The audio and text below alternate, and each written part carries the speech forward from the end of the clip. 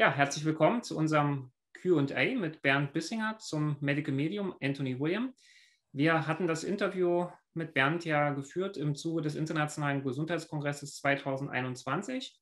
Wem das interessiert, unterhalb des Videos ist auch nochmal ein Link zu dem Kongress. Wer also Interesse hat an 80 weltweit anerkannten Experten zur Thematik Ernährung, Gesundheit und Spiritualität, der sollte sich auf jeden Fall mal die Webseite anschauen, und wer vielleicht Interesse hat, auch das Kongresspaket zu kaufen, da werden wir uns natürlich über einen Support von euch auch sehr freuen. Also, wir wollen jetzt hier das Q&A machen zu dem Interview mit Bernd, was wir im Zuge, wie ich eben schon erwähnt habe, des Internationalen Gesundheitskongresses gemacht haben.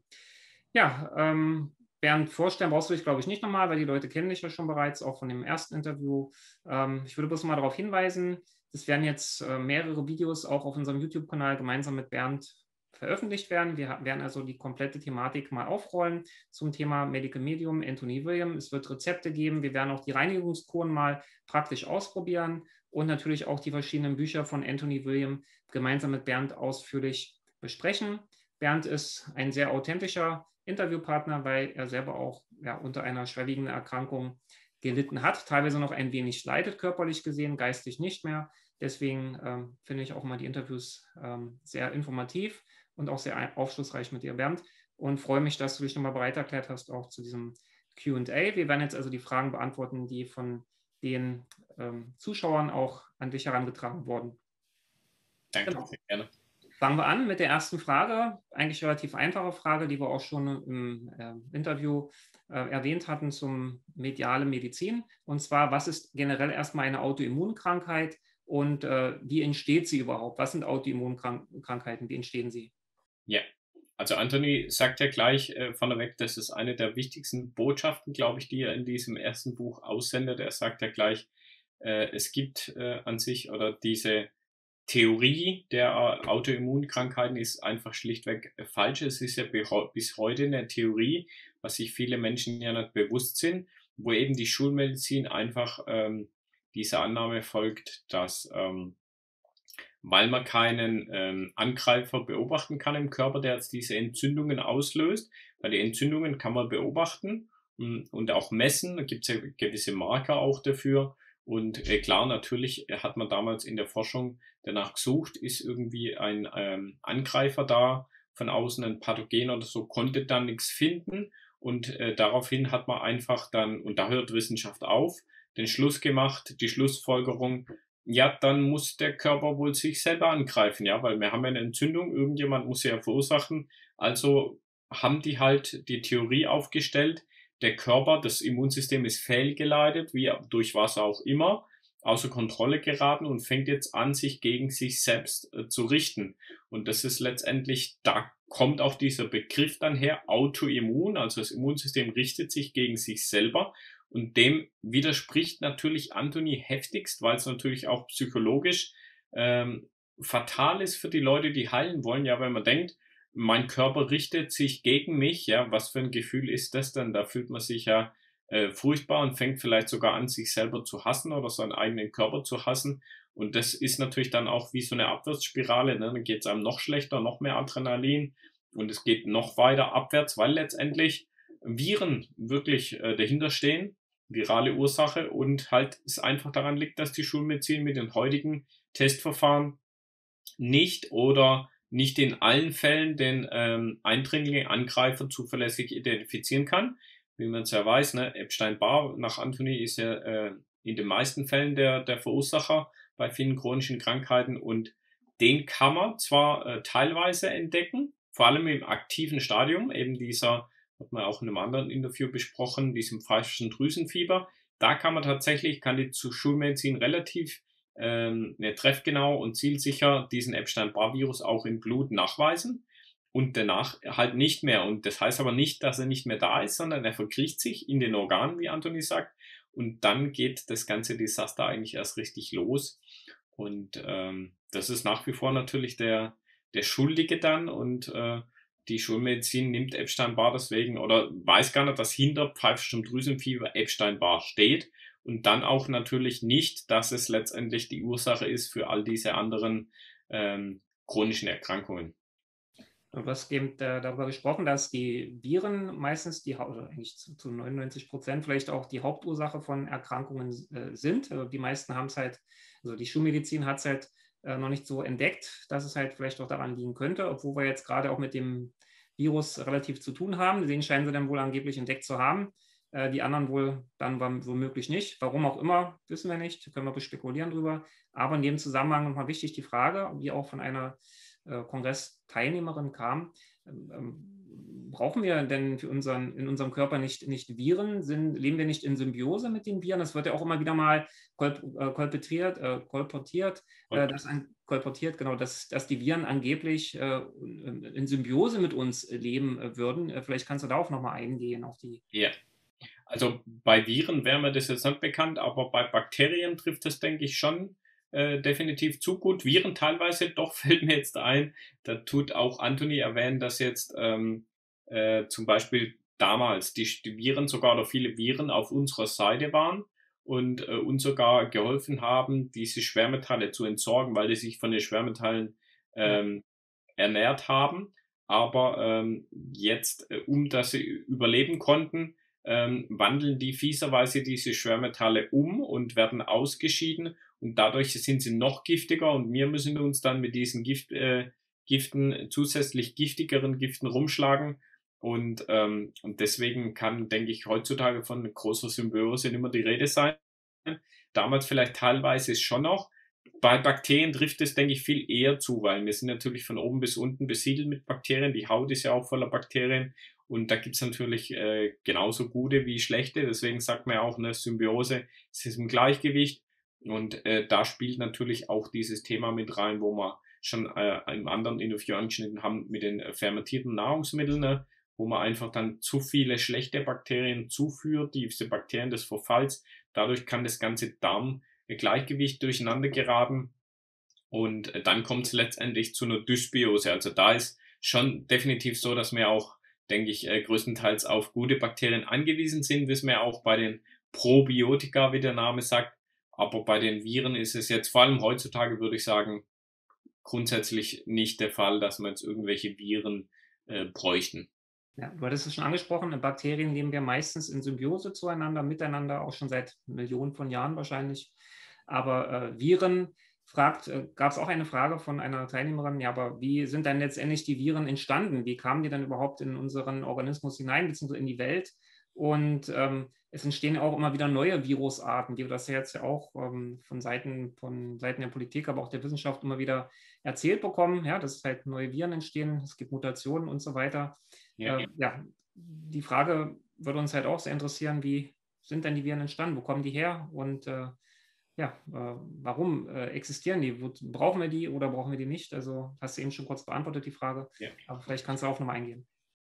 Ja, letztendlich, wie Anton ja auch sagt, in einem Live hat er das, glaube ich, mal gesagt, ne, die Viren letztendlich hätten wir das Problem nicht, sind Menschen geschaffen, im Labor gezüchtet und auch die Mutationen finden dann teilweise wieder selbstständig statt, aber dass überhaupt mal ein Virus in die Welt kommt, ist meistens menschliche Ursache im Labor durch Forschung und so weiter entstanden.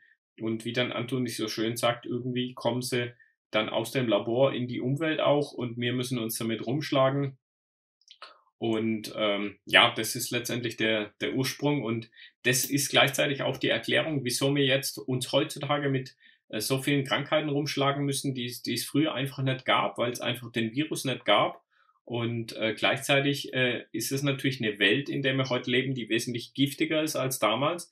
Und die servieren dann auch entsprechend massig Nahrung, natürlich durch die Industrialisierung, durch das industrielle Zeitalter, auch Nahrung zum Beispiel in Schwermetallen finden und dann die heutige Ernährung, wie wir ja auch wissen, durch die No-Foods, wo wir besprochen haben, natürlich das Ganze auch nochmal befeuern. Unser Lebensstil heutzutage, ne, der wesentlich gezeichnet ist von viel Stress, Adrenalin, was dann auch wieder die Viren füttert und das spielt natürlich den Viren unheimlich in die Hände und dadurch florieren die und Anthony nennt es ja auch bei diesen gnadenlosen 4, wo wir auch besprochen haben, die virale Explosion, also ne, dadurch durch die ganzen Nahrungsmittel, die wir ihnen bieten in unserer heutigen Welt, kommt es wirklich förmlich zu einer Explosion und zu einer massiven Verbreitung.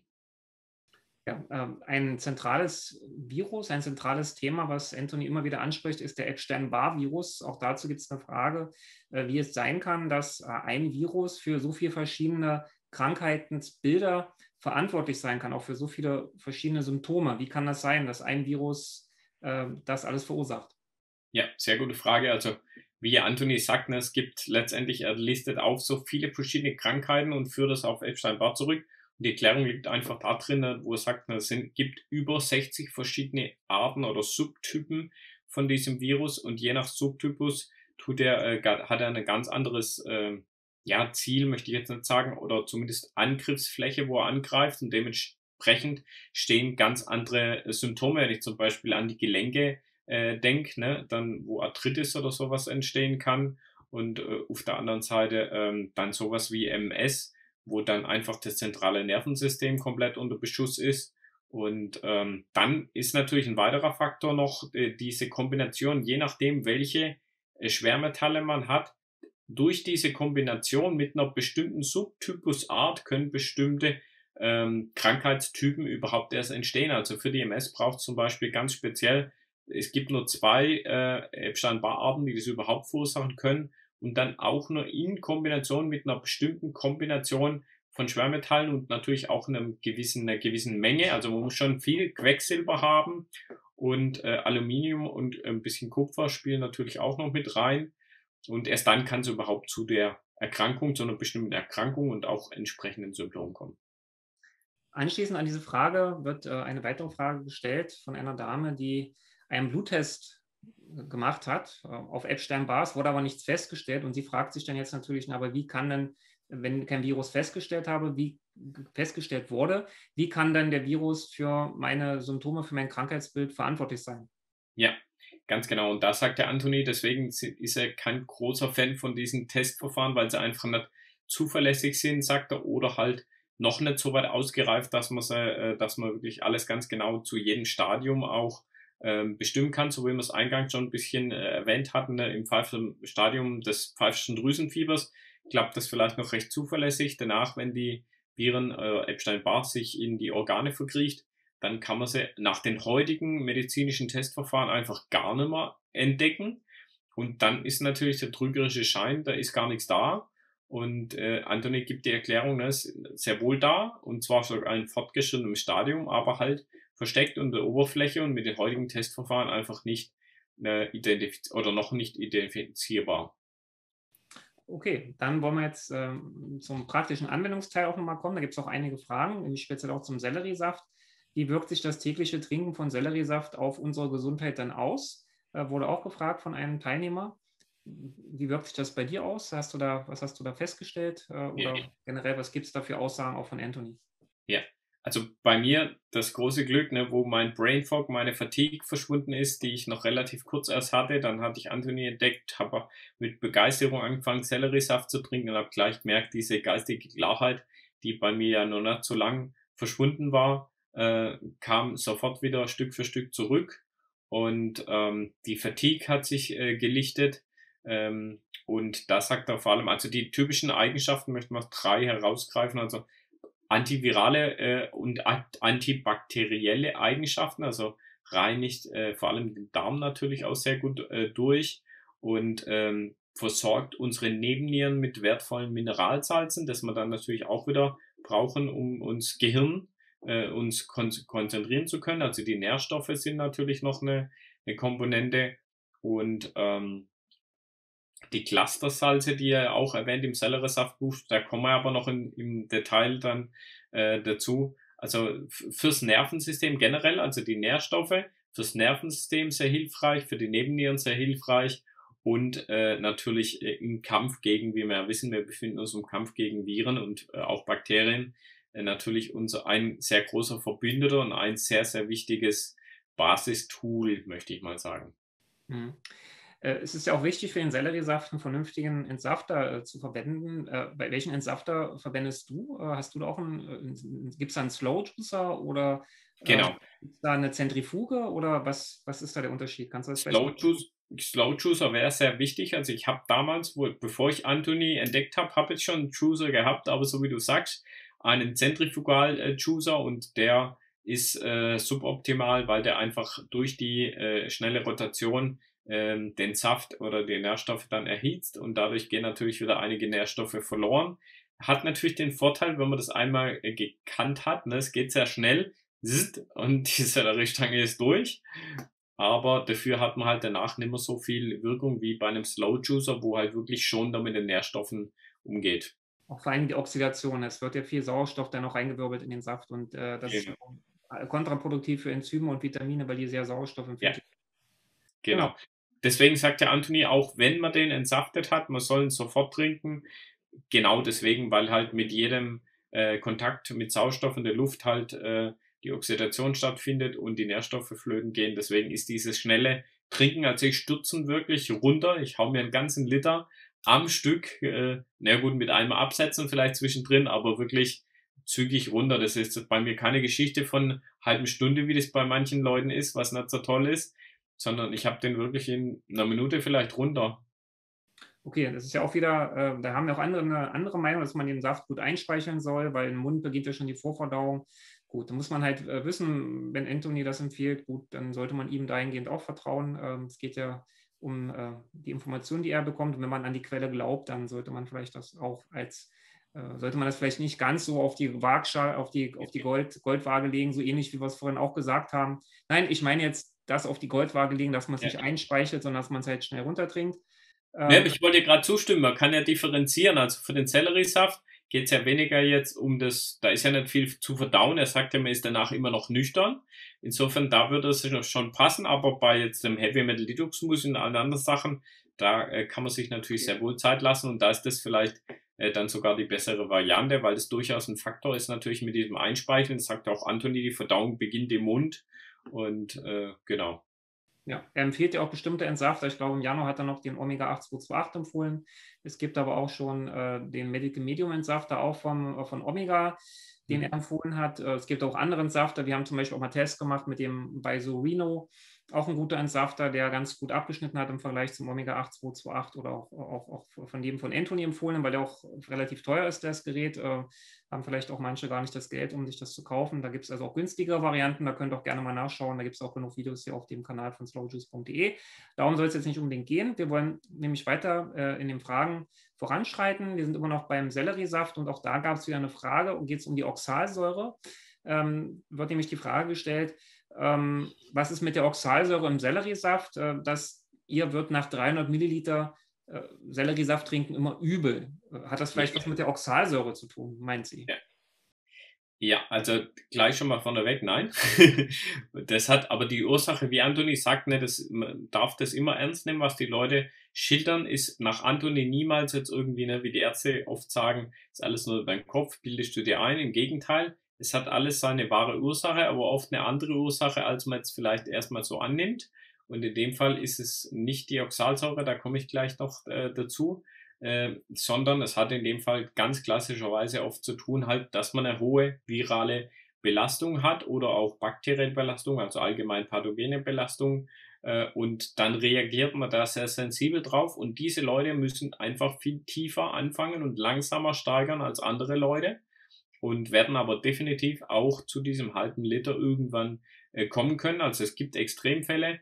Der Ersatz für Selleriesaft, der einfach sehr stark antiviral und antibakteriell ist, für manche halt im jetzigen Zustand zu stark, weil halt die Viren sich schon zu sehr ausbreiten könnten oder die Bakterien. Und dann ist das sanftere Mittel erstmal mit Gurkensaft anzufangen. Den hat man letztes Mal auch erwähnt kurz.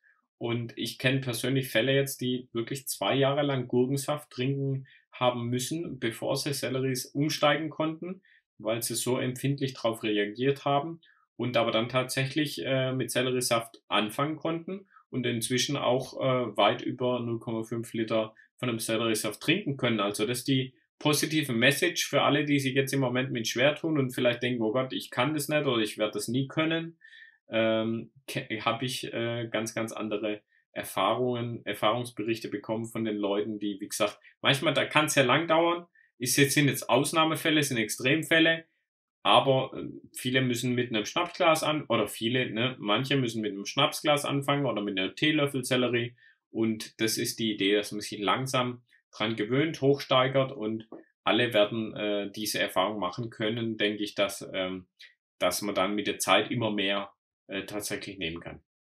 Ja, okay. Also ein weiteres wichtiges Getränk ist der Zitronensaft, den Anthony William empfiehlt. Auch da gibt es eine Frage. Ist es nicht so gewesen, dass Anthony im Schilddrüsenbuch noch sagt, dass man den Zitronensaft nach dem Selleriesaft trinken soll? Aber jetzt wird immer wieder auch gesagt, dass man den Zitronensaft zuerst nach dem Aufstehen trinken sollte und dann erst den Selleriesaft trinken sollte. Kannst du da vielleicht mal Licht ins Dunkel bringen? Ja, also definitiv, ich würde dazu raten, das als erstes zu tun. Man sieht es auch daran, dass in der Leberkur ist es ja auch ein Teil und in anderen Kuren, und da führt den eben definitiv auf als erstes am Morgen, und so habe ich es letztes Mal, glaube ich, ja auch kurz ausgeführt, warum das so ist, ne? Weil die Leber über die Nacht entgiftet und die Giftstoffe halt rausgeschafft werden am Morgen, also praktisch der Zitronensaft wie die Müllabfuhr das alles mitnimmt, was man über Nacht die Leber als Müll rausgestellt hat zur Abholung auf die Straße, und deswegen ist es wirklich das Optimalste. Es kann sein, dass er das im Schilddrüsenbuch erwähnt hat als zweite Möglichkeit, ne? Er gibt ja oft mehrere Möglichkeiten, aber die optimale ist es definitiv am Morgen. Und wer das irgendwie nicht hinkriegt oder so, ist natürlich auch wertvoll, während des Tages so einen Zitronensaft zu trinken, aber natürlich nicht ganz so optimal oder nicht ganz so gewinnbringend, wie wenn man das gleich am Morgen macht. Gut, in diesem Zusammenhang eine weitere Frage, die sich ein bisschen auch deckt mit der Frage auch schon zum Selleriesaft, wo der Dame nach 300 Milliliter immer schlecht wird. So ähnlich ist es auch mit der Frage zum Zitronensaft. Früher hieß es bei dieser Fragestellung, habe ich literweise Zitronensaft getrunken, und heute wird mir halt schlecht, wenn ich den Zitronensaft auf nüchternen Magen trinke. Ja. Da deine Antwort. Vielleicht so ähnlich auch wie bei dem Selleriesaft, gehe ich mal davon aus. Ne? Genau, also es kann immer mal vorkommen, dass auf der Heilreise, dass man auf einmal Sachen wieder nimmer verträgt. Sei es jetzt, weil irgendwie darf sich ja bewusst werden, dass immer wieder im Lauf der Heilreise tiefe Schichten der Leber da Fässer aufgemacht werden mit Gift, ne? Und dann wird da mal was in den Darm gekippt, und dann ist man da zumindest zeitweise mal wieder empfindlicher, als man das vielleicht davor war. Und auch das wird sich wieder geben. Und klar, auch da gilt wieder, den Körper respektieren und sorgsam mit sich umgehen, und dann natürlich, wenn man merkt, es tut einem im Moment, wieder die wichtige Betonung, nicht gut, dann halt zurückfahren. Anthony sagt es immer wieder, ne? Ein Schritt zurück ist immer erlaubt, oder zwei, oder wie viel auch immer, so viel wie man halt braucht, dass es einem wieder gut geht. Man soll sich auf keinen Fall zu irgendwas zwingen, wo man merkt, das tut einem im Moment nicht gut. Und auch da wieder die Perspektive möchte ich gleich zeigen, dass es auch da bin ich immer der Ansicht, dass wieder der Zeitpunkt kommen wird, wo das wieder funktionieren wird, und einfach mit Geduld und Achtsamkeit mit sich umgehen und auf diesen Zeitpunkt warten und dann wieder langsam steigern. Okay, kommen wir zur Trinkfrage. Eine Zuschauerin hat gefragt, ja, Anthony William empfiehlt in seinen Büchern halt, dass man sehr viel trinken soll. Sie hat aber meistens gar keinen Durst und stellt die Frage, ob es nicht kontraproduktiv ist, wenn man sich dazu zwingt, etwas zu trinken. Ja, also das spielt so ein bisschen an das an, natürlich, was ich gerade schon gesagt habe. Ne? Also soll man natürlich nie sich zwingen, aber man kann, würde ich jetzt sagen, vorsichtig dran arbeiten und langsam steigern, um sich dran zu gewöhnen. Schönes Beispiel habe ich auch wieder von mir selber. Ich konnte am Anfang auch überhaupt nicht diese Trinkmengen trinken, und habe gekämpft mit 0,5 Liter Zitronenwasser am Morgen. Und jetzt trinke ich aber sowas von, auch mit einem Zug praktisch diesen Liter runter Zitronenwasser, und kurz danach dann nochmal einen Liter Selleriesaft. Hab mit beidem null Problem und hab so gehadert am Anfang damit. Also auch da sieht man wieder schön, es ist wirklich alles ein Prozess. Und es geht darum, das langsam zu machen, ohne mit Gewalt und sich zu zwingen, sondern Schritt für Schritt. Und oft ist es auch was ich festgestellt habe, ne, so ein Trödeln, ne, wo man dann irgendwie was anderes anfängt, und dann trinkt man eine halbe Stunde dieses Zitronenwasser, obwohl es vielleicht sogar auch schneller gehen würde. Und wie gesagt, langsam immer zumindest die Intention haben, das so schnell wie es geht runterzukriegen. Am Anfang dauert es vielleicht 10 Minuten, Viertelstunde, und mit der Zeit merkt man aber, es geht schneller, und irgendwann konnte ich es wirklich in einem Zug runtertrinken und auf den Körper hören, achtsam mit sich umgehen und immer die Perspektive haben, was kann ich jetzt ein Tickchen besser machen als am Tag davor oder versuchen zumindest. Ja, so ähnlich ist auch die nächste Frage, sicherlich auch, geht es ums Essen, weil auch hier Anthony William empfiehlt ja das regelmäßige Essen, die Snacks, die man halt regelmäßig durchführen sollte, auch gerade für die Nebennieren und auch wegen der Glucose, die man halt benötigt, auch fürs Gehirn. Und da stellt die Dame jetzt hier die Frage, braucht der Verdauungstrakt nicht auch mal eine Pause? Wie zum Beispiel wird ja auch das intermittierende Fasten empfohlen oder generell Fasten empfohlen. Ja, warum gibt es da so wenig Empfehlungen von Anthonys Seite? Warum wird halt, wie gesagt, warum werden diese kleinen Snacks halt immer wieder auch empfohlen und nicht zum Beispiel intermittierendes Fasten oder den Verdauungstrakt einfach zu entlasten? Genau, weil die Nebenniere wirklich zentraler Baustein ist auf der Heilreise und wenn die leidet, die sind ja meist eh schon geschwächt, wenn man eine Diagnose bekommt oder so, und dann muss man die aufpäppeln und klar fällt es einem am Anfang schwer, vielleicht da diese Essmengen zu messen, genauso wie du gesagt hast, analog zu der Trinkmenge und auch da hatte ich persönliche Erfahrung, habe ich mir auch schwer getan, aber dranbleiben ist da auch die Devise, ohne jetzt da hier mit dem Knüppel, sondern vorsichtig und Stück für Stück und jeden Tag geht's vielleicht ein bisschen besser oder jede Woche oder jeder hat seinen eigenen Rhythmus und irgendwann fällt einem das ganz leicht. Also ich esse jetzt wesentlich mehr mengenmäßig als noch ganz am Anfang logischerweise, weil mein Verdauungstrakt noch gar nicht in der Lage war. Der war ja auch angeschlagen und der hat sich jetzt auch so weit geheilt, dass ich einfach viel mehr verdauen kann. Die Verdauungsleistung ist gestiegen, ich kann viel mehr essen, ich muss auch viel mehr essen und wie gesagt, das ist der Weg, dass die Nebenniere sich halt erholen kann, dass man diese Nebennieren-Snacks macht, das ist das Wichtigste. Und Fasten hat man ja auch schon angerissen, das beim letzten Mal. Das ist das Thema natürlich, dass dann vor allem noch mehr Adrenalin ausgeschüttet wird. Das Trügerische ist immer, man fühlt sich gut, weil Adrenalin ja ein Schmerzmittel ist und denkt dann oft, oder viele Menschen denken, ich fühle mich gut, also muss es mir auch gut tun. In diesem Fall definitiv nicht. Okay. Kann man denn mit den Ernährungsempfehlungen von Anthony William beschwerdefrei werden? Klar, man muss natürlich immer vorsichtig sein, Heilversprechen und so, laut Gesetz. Aber meine persönliche Meinung, und ich würde sagen, und klar auch meine Erfahrung nach, jetzt persönliche Erfahrung und von anderen Leuten, was ich so sonst immer natürlich regelmäßig mitbekomme, ist Besserung definitiv möglich und ist natürlich sehr individuell, wie lange das bei jedem dauert. Und definitiv gibt es so viele Fälle da draußen in der Community, die es geschafft haben, beschwerdefrei komplett beschwerdefrei zu werden. Gleichwohl kann man natürlich, wie gesagt, denke ich, kein allgemeines Heilversprechen jetzt abgeben, aber ich bin, positiv, auf jeden Fall positiv gestimmt, dass es grundsätzlich für jeden möglich ist, wenn er natürlich, und das ist der wichtige Faktor, die entsprechenden Schritte unternimmt und alles umsetzt. Anthony sagt es letztendlich auch in seinem Buch, ne, auf der Rückseite vom ersten Buch, keine Krankheit ist unheilbar. Und er sagt ja auch, es ist möglich, beschwerdefrei zu werden, wenn man diese und jene Schritte, die ich in meinem Buch beschreibe, entsprechend berücksichtigt. Und genau. Ja, weitere Frage. Ich ernähre mich gesund und nährstoffreich. Wozu brauche ich dann Supplements, also Nahrungsergänzungsmittel? Warum soll Ja, ich supplementieren? ja, klar. Anthony sagt, wir leben heute das ist Punkt eins, in einer ganz anderen Zeit als noch damals. Also die Nahrungsmittel hatten damals noch viel mehr Nährstoffe. Zum Beispiel ein Apfel hat nur noch einen Bruchteil von dem, was er vor 50 Jahre an Nährstoffe mitgebracht hat. Und auch durch diesen Ackerbau ist viel an Monokultur vor allem, ne, dass dann viel ausgewaschen wurde von den Nährstoffen. Und jetzt gerade, er sagt insbesondere Zink, mangelt es uns ganz, ganz stark, das einfach nicht mehr in den Böden drin ist. Da haben die Pflanzen das aufgenommen. Das heißt, auch alles, was wir dann essen letztendlich, was auf diesem nährstoffärmeren Boden gewachsen ist, hat auch weniger Nährstoffe drin. Und allein da gibt es schon Sachen, wo man dann halt, wie zum Beispiel das Zink, supplementieren sollte, wie Anthony empfiehlt. Wofür ist Zink Genauso. wichtig? Wofür ist Zink wichtig? Haut, Haare, Nägel sagt man ja auch so, lag's mal dahin.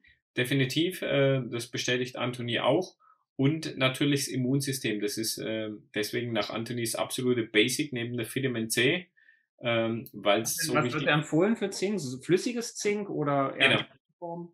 Flüssiges Zinksulfat und weil es da einfach am besten aufzunehmen ist und habe damit selber auch sehr, sehr gute Erfahrungen gemacht, weil ich früher Tabletten genommen habe, Zinktabletten auch schon viele Jahre und habe dann gemerkt, ich habe ein Bioresonanzgerät, klar, Anthony sagt, Testverfahren zuverlässig und so weiter, aber in vielerlei Hinsicht hat man zumindest einen Indiz, sage ich immer, durch gewisse Messverfahren, auch wenn ich nie die Hand ins Feuer legen würde dafür.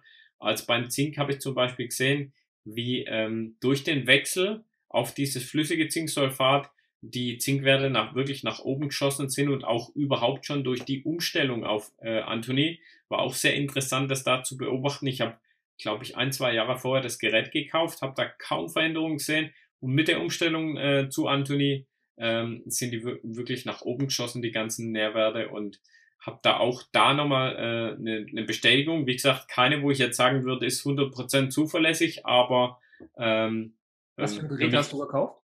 ein Bioresonanzgerät, ein hochwertiges, muss ich sagen. Das hat mich 7.000 € gekostet, glaube ich. Also es gibt welche am Markt für 100, 150. Die haben sicherlich nicht die gleiche Qualität wie jetzt dieses Gerät. Das ist hochwertiges Gerät für auch Heilpraktiker, Praxen und so gewesen, und habe ich irgendwo zufällig entdeckt. Ist präsentiert worden und ich habe mich testen lassen, wusste meine Werte, war dann begeistert, wie gut das Gerät diese Werte erkennen konnte, und habe es mir dann letztendlich zugelegt und auch einige Jahre mit dann in der Praxis gearbeitet und natürlich bei mir selber so viel sehen können. Das war nochmal eine zusätzliche Bestätigung für mich, dass Anthony wirklich funktioniert, oder diese Sachen, die Anthony empfiehlt. Ja. Eine weitere Frage, eine Dame stellt die Frage, ja, sie macht schon so viel, was das Medical Medium halt auch empfiehlt, aber es stellen sich bei ihr jetzt nicht so die versprochenen oder Verbesserungen ein oder auch Heilungserfolge ein, von denen andere so oft berichten. Ja? Also, und sie fragt sich jetzt, wie kann das sein? Ja? Also da kann man vielleicht auch nicht so explizit beantworten, weil man weiß ja nicht, was macht sie genau, was Anthony empfiehlt. Macht sie Ja, alles? genau, das ist immer der Punkt. Genau, aber vielleicht mal so grob drauf eingehen, dass man vielleicht eine kleine Empfehlung auch dieser Dame Ja. mitgeben kann. Ein großer Faktor ist natürlich immer der Faktor, den wir vorher schon oder den beim letzten Mal schon angeschnitten haben, ähm, dass eben ganz individuell, wie der Fingerabdruck, wie Anthony sagt, ne, der eine hat halt einfach viel mehr Gifte, auch von den Vorfahren mitbekommen, sagt der Anthony, bis zu 5 Generationen zurück. Und auch virale Belastung, einfach mehr Menge an Viren oder auch breitere, verschiedene Typen. Es kann ja sein, man hat nicht nur einen Typ Epstein-Barr, sondern halt 4, 5, 6 von diesen über 60 verschiedenen Arten. Und der wird es natürlich wesentlich schwieriger haben im Kampf gegen diese Viren, und es wird länger dauern als bei jemand, wo das halt, wo eine geringere Belastung hat und weniger Gifte mitbringt, sprich weniger Futter für die Viren und vielleicht auch ein stressfreieres Leben. Also es sind so viele Faktoren. Ne? Der eine hat super Stress, der wird nicht so schnell vorankommen, oder jemand, der zwar viel Stress hat, aber kann besser mit umgehen. Es gibt so viele unterschiedliche Konstellationen, so viele Faktoren, die da mit reinspielen. Deswegen kann man da nie so pauschal sagen, jetzt zu dem Zeitpunkt müsste aber das und das eingetreten sein. Du hast ja vorhin auch schon gesagt, man muss halt Geduld haben, auch das sollte man mitbringen. Man sollte nicht erwarten, dass man jetzt über 30, 40, 50, auch 60 Jahre lang eher gegen die Naturgesetze verstoßen hat und dann auf einmal trinkt man jetzt mal ein halbes Jahr ein bisschen Selleriesaft oder macht irgendwelche anderen Sachen, die von Anthony empfohlen werden, und erwartet dann, dass es einem nach einem halben Jahr sofort super geht und besser geht. Im Gegenteil, es gibt sicherlich auch Heilungskrisen, wo es einem dann noch schlechter geht als Genau. vorher, und das sollte man halt alles in Erwägung ziehen. Richtig. Es ist keine Pille, die man sich reinschmeißt und dann sind die Kopfschmerzen weg, Ja, sondern es ist wirklich ein sehr achtsamer mit sich selbst, mit der Weg auch mit sich selber im Prinzip, dass man achtsam ist und bei sich bleibt und nicht zu sehr nach links oder rechts guckt. Ja. genau, ganz genau. Ja. Ja. Ja, dann hätten wir vielleicht die Frage auch so ein bisschen beantwortet. Wenn sich die Dame jetzt vielleicht das Interview auch anguckt und sich da auch ein bisschen wiedererkennt, ja, vielleicht gibt es da auch nochmal so eine kleine Hilfe, dass man vielleicht doch ein bisschen was verändern könnte an dem jetzigen Reinigungsprogramm. Vielleicht ist es auch einfach zu intensiv und ja, man weiß es nicht. Ja. Zu den Nährstoffen ist mir noch was eingefallen. Ich habe vorher da mit dem Zink bin ich ziemlich tief eingetaucht, aber ich wollte natürlich noch zu den anderen Sachen dann auch was sagen. Also jetzt gerade zum Beispiel Vitamin C. Ich habe auch damals diese Ambition gehabt, alles mit Nahrungsmitteln abdecken zu wollen. Ganz am Anfang, noch vor Anthony war das, wo ich auf meiner Heilreise war, und Habe dann mal geschaut, wie viel Vitamin C ich bräuchte, laut Experten, was die so empfehlen, und habe dann geguckt, durch welche Nahrungsmittel ich das abdecken könnte und welche Mengen ich da essen müsste. Und allein bei Zitronen, wenn man zum Beispiel Vitamin C Zitronen nehmen würde, müsste man da über 50 Zitronen essen, und das kann man natürlich einfach nicht machen, ja. Und die Viren sind einfach so stark, dass man damit, sag mal, mit einer Zitrone nicht gegen ankommt. Man braucht einfach viel mehr, zum Beispiel Vitamin C, das ist jetzt nur eins von vielen Sachen. Und da ist ein Supplement natürlich ein Riesenvorteil, weil es ein Extrakt ist von ganz, ganz vielen Früchten oder Lebensmitteln konzentriert, und man könnte, der Magen-Darm könnte gar nicht die Verdauungsleistung aufbringen für diese Mengen von Lebensmitteln, die man essen müsste, um in Dosierungsbereiche zu kommen, die dann tatsächlich wirksam sind gegen die Viren. Also das alles Food State Nahrungsergänzungsmittel, so heißt das, glaube ich, ne? Food State, das ist, sind halt Nahrungsmittel, die aus Nahrungsergänzungsmittel, die aus wahren, realen Lebensmitteln heraus extrahiert werden. Ne? Genau, genau. Ja. Also, glaube ich, das zu sagen, dass es wirklich nichts Künstliches ist, sondern dass es auch auf natürlicher Basis ganz genau. aus natürlichen Produkten hergestellt wird. Ja, ja ich glaube, das reicht erstmal zu den Supplements. Ansonsten, wir setzen noch mal unter der Videobeschreibung vielleicht die Bezugsquellen runter, wo man sowas beziehen könnte, vielleicht wo es die Produkte auch gibt. Vielleicht auch für den einen oder anderen nochmal interessant, weil auch da empfiehlt Anthony eine bestimmte Bezugsquelle. Auch die können wir gerne nochmal preisgeben unterhalb des Videos. Die nächste Frage wird oft gestellt, weil es halt um das Obstessen. Anthony William empfiehlt halt sehr viel Obst halt auch, sehr viel Fruchtzucker. Und in dem Zusammenhang wird ja auch von einigen propagiert, dass wohl angeblich zu viel Fruchtzucker nicht gut sein soll, weil dann kriegt man wohl eine Fettleber wegen dem Fruchtzucker. Und genau, es ist dann halt so ein alkoholischer Zustand, so ähnlich, als wenn man den ganzen Tag, sage ich mal, Alkohol trinken würde. Und dann würde man ja letztendlich auch eine Fettleber bekommen und würde die Leber halt schädigen. Wie sieht das da aus mit dem Obst? Ist das denn gut? Entsteht da nicht eine Fettleber durch das zu viele Obst essen? Ja. Also so schön wie der Name schon sagt, Fettleber, ne, das letztendlich, was die Fettleber macht, ist das Fett. Ja. Und das Obst arbeitet dem entgegen, weil es letztendlich auch dann diese alten Fette, das ist ja nicht nur die Fette, die man aktuell isst, sondern viele Fette, die backen sich an die Darmwand, sagt Anthony, und zwar über viele, viele Jahre und bleiben da. Und das Obst macht genau das Gegenteil, es tut eben diese alten Fette lösen. Das ist dann gleichzeitig die Erklärung, wo sich viele wundern, ja, jetzt habe ich mit Anthony angefangen, wieso habe ich jetzt hier Blähungen ohne Ende und Dings, ne? Das ist genau dieses Phänomen, dass Altlasten gelöst werden.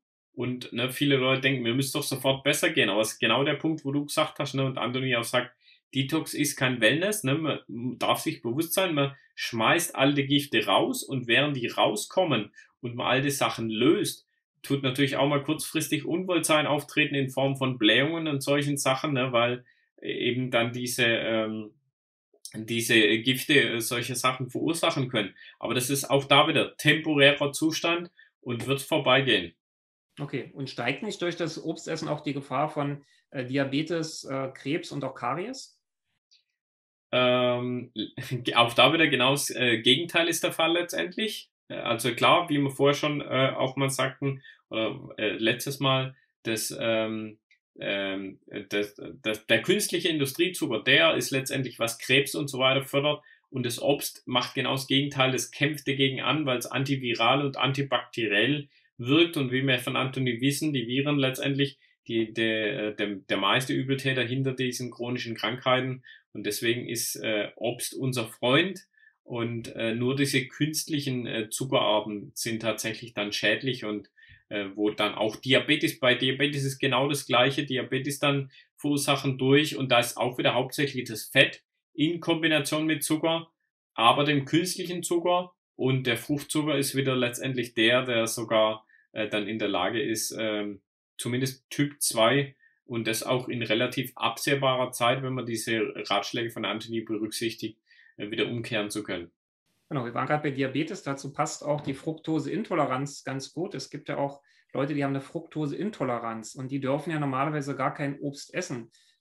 Was gibt es da für Empfehlungen für Leute, die darunter leiden, unter einer Fructoseintoleranz? Ja, auch da sagt Anthony natürlich, das ist also den Begriff, oder ne, das ist auch wieder eine Theorie, und das sagt, der Hintergrund ist ein anderer. Eigentlich ist niemand fruktoseintolerant. Man merkt es ja auch oft, ne, bei manchen, bekommen die Diagnose oder den Test, dann verschwindet es wieder, komischerweise. dann könnte man auch zu dem Schluss kommen, ne, die waren nie fruktoseintolerant. Wieso kann sich sowas verändern? Und das hat damit zu tun, dass halt aufgrund eben auch wieder viraler oder pathogener Belastung man sehr sensibel auf diese Sachen reagiert, die halt diese Viren töten, weil man ja sich wieder bewusst werden darf, die Viren selber schütten Neurotoxine und Dermatoxine aus und die Leichenhülle, sage ich mal, also von dem Virus, wenn er tot ist auch wieder Gift. Und wenn man jetzt sehr viel antivirale Sachen auf einen Schlag ist, werden halt sehr viele Gifte frei. Und dann muss man erstmal umgehen können mit dieser Menge an Giften, wenn man schon geschwächt ist, natürlich eine besondere Herausforderung. Und dann kommt es zu diesem Ergebnis im Labor oder Test, wie auch immer, man wäre Fructose intolerant, aber in Wirklichkeit ist es nur diese Überreaktion auf die frei werdenden Gifte durch den Virus. Also letztendlich ist eine Reaktion auf das Gift von den Getöteten durch dieses Obst getötete Viren und niemals auf das Obst an sich. Und auch da natürlich wieder nichts über allen erzwingen, sondern auch da ist wieder die Strategie langsam anfangen und im Zweifel, wenn es so extrem ist, bei manche Leute müssen halt bestimmte Sachen erstmal vermeiden, wo zu stark antiviral wirken und zu viele Gifte frei werden lassen, dann indirekt und werden dann auch da feststellen. Ich hatte auch einen Fall, die Dame konnte keine Äpfel essen und das war gleiches Thema eigentlich, histaminintolerant diagnostiziert. Ich wollte mich gleich fragen in dem Zusammenhang, es gibt ja auch Leute, die Fructoseintoleranz haben, die leiden unter, sage ich mal, Histaminproblemen. Also gerade Sachen, die lange reifen, wie überreife Bananen oder Mangos, die sehr reif sind. Wenn die Leute sowas essen, dann haben die sofort, sage ich mal, nach 5 bis 10 Minuten kommen sofort Kopfschmerzen, haben einen riesen Blähbauch. Vielleicht kannst du darauf noch mal eingehen, diese Zusammenhang zwischen Histamin, Fructoseintoleranz und, nämlich dann auch zur nächsten Frage, das kann man gleich verbinden, Leaky Gut. Ja, weil das ist ja auch wieder dieser löchrige, sozusagen löchrige Darm. Vielleicht kannst du da mal einen Zusammenhang herstellen, dass man das mal im Zusammenhang auch versteht. Weil das sind oft Fragen, die immer wieder gestellt werden, auch bei mir. Immer wieder fragen Leute, ja, mit dem Obst und auch mit den Säften, was kann man denn da machen? Ich vertrage es einfach nicht. Ich habe Histamin, was kann ich überhaupt machen? Kann ich überhaupt am Anthony William Reinigungsprogramm teilnehmen, wenn ich das nicht vertrage? Ja, genau. Also auch da wieder, deswegen habe ich es auch gleich genannt, das ist im Prinzip analog, ne? Ist eine Scheindiagnose, also wo Anthony sagte, das ist nicht der wirkliche Grund, also auch, es geht schon damit los, ne? Histaminintoleranz, es wird suggeriert, Histamin wäre in bestimmten Obstsorten drin, dann stellt sich gleich die Frage, ja, dann wären alle Menschen histaminintolerant oder könnten keine Äpfel essen, wieso nur bestimmte Menschen, wenn das in dem Apfel drin ist. Das Histamin wird immer vom Körper selber hergestellt, es ist nicht in den Lebensmitteln drin, das Lebensmittel hat niemals die Schuld. Und aufgrund bestimmter Situationen, jetzt auch zum Beispiel, weil halt das Obst oder Gemüse zu antiviral wirkt, dass dann diese Reaktion stattfindet und der Körper schüttet als Alarmsignal oder es ist fast eine allergische Reaktion auch, kann man sagen, auf diese Übermaß an viralen Giften, schüttet er dann selber Histamin im Körper aus, so wie er auch Adrenalin ausschütten kann. Das ist letztendlich einfach ein Alarmsignal für den Körper. Vorsicht, hier ist zu viel Gift im Spiel und es ist aber nicht der Apfel schuld. Klar, deswegen der andere Schluss ist wieder, man soll sich jetzt wieder nicht zwingen, die Äpfel trotzdem zu essen, wenn man darauf reagiert hat. Das ist sein Grund. Und im Notfall muss man die Sachen halt erstmal weglassen. Und das wollte ich gerade sagen, das kann im Einzelfall auch wieder bis zu 2 Jahre dauern, bis man auf dem Zustand ist, wo man dann wirklich sachte und dann wieder langsam und vorsichtig probieren. Und wenn man dann merkt, oh, jetzt geht's, dann wieder von da aus langsam weiter steigern. Und da kenne ich einen ganz konkreten Fall, der isst jetzt 2 Äpfel und konnte 2 Jahre lang gar keine essen und hat diesen Weg selbstständig vollkommen genauso vollzogen, wie er es machen soll, eben dann mit Geduld und langsam das nach 2 Jahren wieder angefangen und es funktioniert. Mhm. Ja, okay. Dann zur nächsten Frage in diesem Zusammenhang. Es geht jetzt um Candida. Den Leaky Gut wollten wir, glaube ich, noch thematisieren. Sorry. Genau, ja. Genau. Den Leaky Gut, der hat nochmal eine andere Ursache. Da spielen letztendlich die Fette wieder eine große Rolle, weil weil Anthony sagt, man muss differenzieren. Klar, Leaky Gut, wie du ja sagtest, heißt löcheriger Darm. Das gibt es tatsächlich, ist eine lebensbedrohliche Situation und auch eine schulmedizinische Diagnose. Und dann, es geht Richtung Blutvergiftung und so weiter. Da ist wirklich Lebensgefahr, und die Alternativmedizin hauptsächlich hat sich diesen Begriff zu eigen gemacht, Leaky Gut, und verwendet den für alles Mögliche. Und letztendlich, da ist in den wenigsten Fällen wirklich so diese lebensgefährliche Situation dahinter, sondern letztendlich, Anthony nennt es Ammoniakpermeabilität, also Durchlässigkeit, wo dann Ammoniakgase aufsteigen, und das entsteht hauptsächlich durch eben, wie ich schon mal vorher angeschnitten hatte, Fette, die jetzt alt sind und anfangen weiter zu verrotten, zu gären, was letztendlich dann auch die Ursache für Karies ist, und weniger der Fruchtzucker, vielleicht der Industriezucker, wo natürlich noch mit reinspielt, weil er negative Bakterien im Mundraum fördert. Der Fruchtzucker wiederum, wie viele denken, ne, fördert das nicht, sondern der tötet wieder diese Viren und Bakterien, und insofern eigentlich wirkt dem Karies entgegen. Und der Übeltäter ist wie bei fast allen Sachen das Fett, das dann eben auch verrottet und diese Gärgase, Faulgase erzeugt. Und das ist letztendlich der wirkliche Hintergrund hinter Leaky Gut.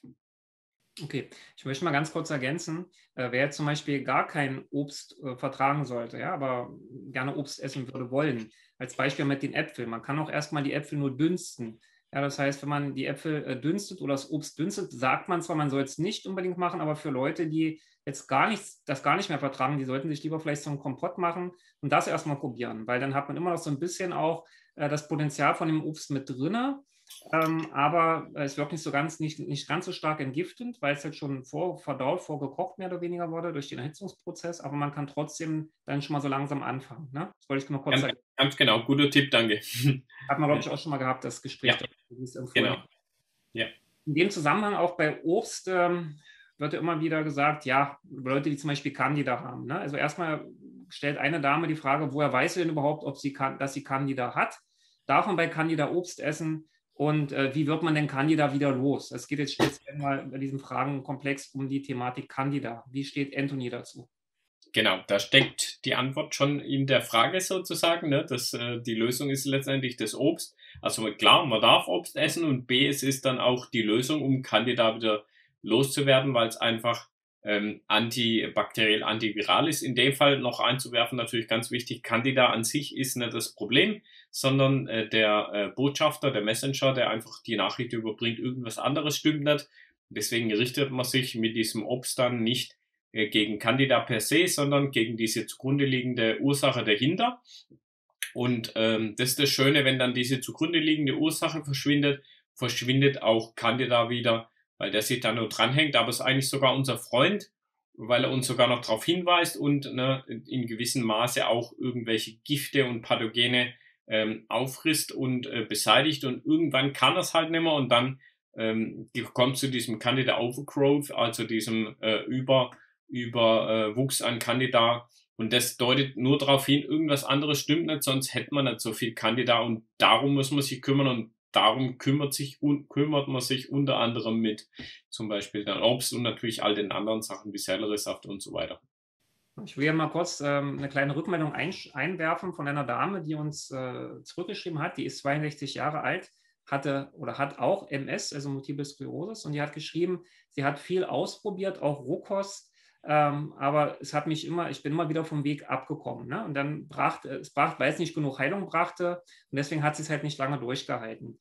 Seit ich Anthony entdeckt habe, hat sich mein Gesundheitszustand unglaublich verbessert und Heilung konnte endlich beginnen.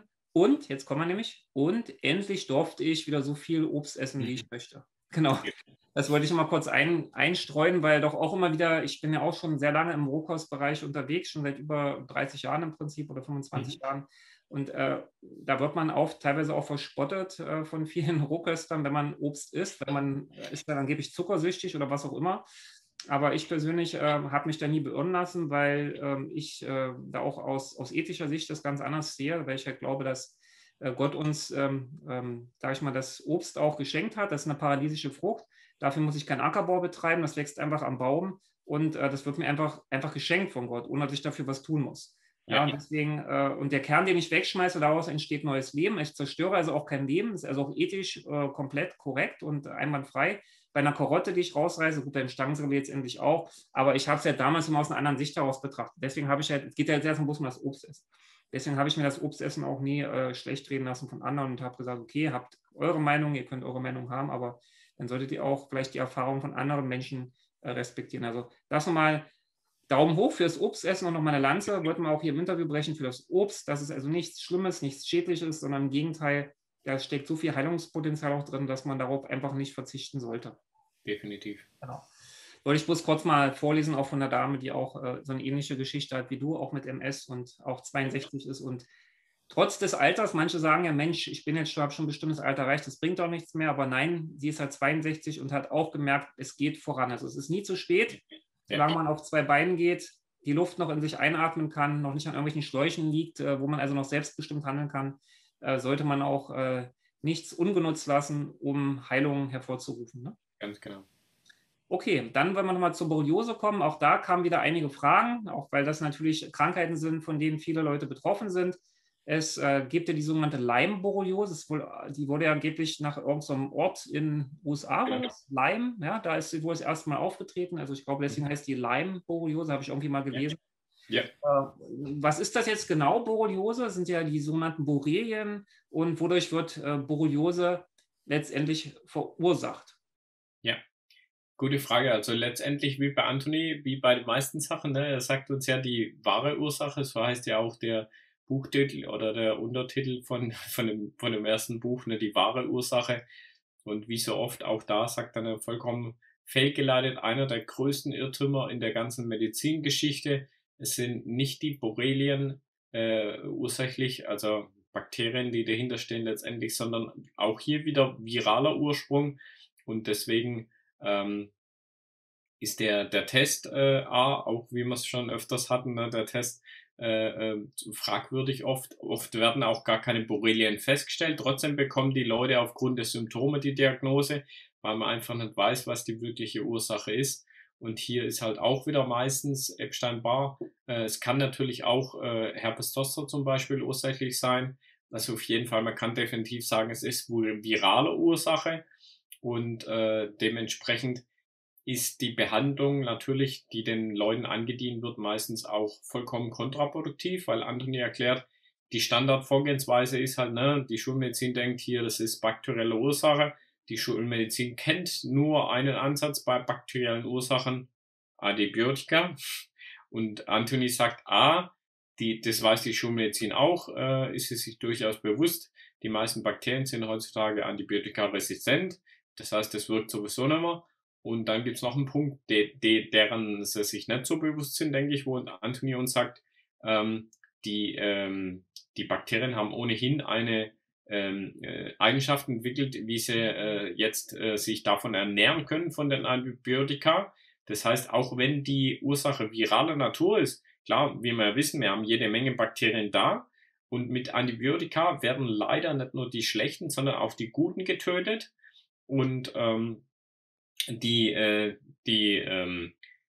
die resident sind und gelernt haben, sich davon zu ernähren, die erstarken. Und dadurch kann man sich vorstellen, die schöne Symbiose, die wir vorher noch erwähnt haben, gerät damit natürlich erst recht außer Kontrolle. Weil wenn jetzt jemand eine leichte Lyme-Borreliose hatte vielleicht, bekommt dann diese Behandlung angedient und dadurch kann es dann erst recht zu einer schlimmen Lyme-Borreliose werden, weil einfach ein Ambiente im Körper entsteht, der natürlich einen riesen Überwuchs an negativen Bakterien verursacht und natürlich auch das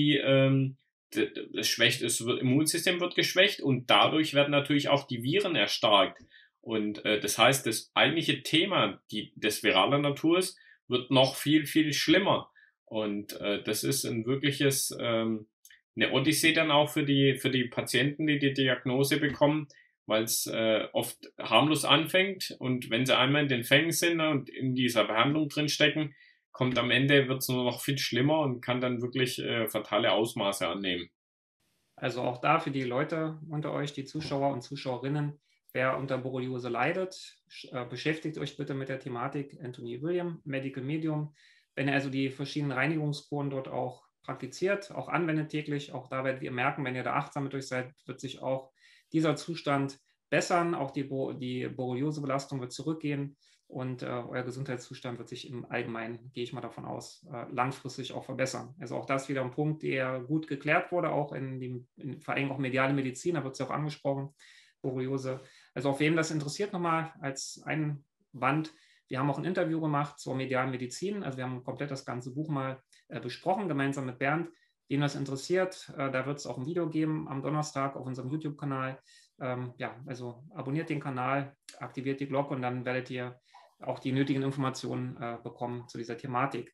Wir wollen weitermachen mit weiteren Fragen, die noch von euch an uns gestellt wurden. Es geht um die Thematik Fett. Warum sollten wir auf Fett verzichten? Das hast du jetzt, glaube ich, auch öfter schon mal, erwähnt. Warum? Und dann gleich noch die zweite Frage von der gleichen Dame anschließend.